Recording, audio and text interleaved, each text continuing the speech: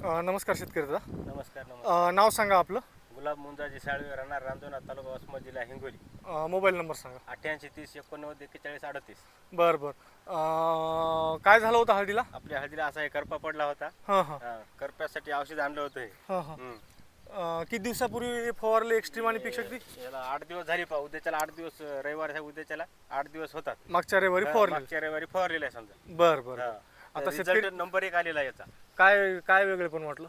वेगळं पण म्हणजे काय, हे जे पुट्टी हे पानं जे निघाले ते हां हे असं ठोकर मारायले. हां, हां. हे पान होतं पा त्या दिवशी हां हां. फवारताना. हो. तर आज पा याची लांबी रुंदी. किती आहे, हो. लांबी रुंदी. हो. आणि ही पा पहिली जुनी हा जुनी जागेवर. याची लांबी रुंदी पहा तुम्ही. हो, हो. जागच्या जागा समोरासमोर तुम्हाला दिसेल. हो.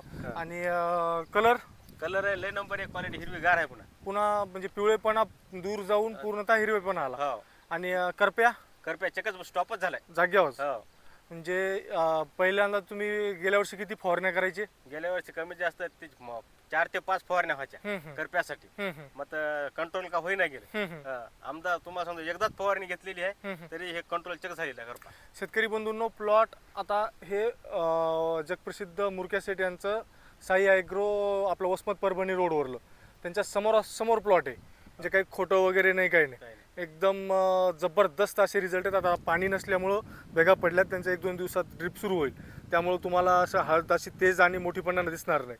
पण तुम्ही खुश आहात का? हो, लय नंबर 1. हो हो. शेजारी पाजारी सुद्धा म्हणाले त्याच्यावर काय फवारले मग. बरं बरं हा. बरं. जबरदस्त असे रिझल्ट आहेत. करप्यासाठी तुमच्या पाठीवर 1.5 महिना फवारण्याची गरज नाही.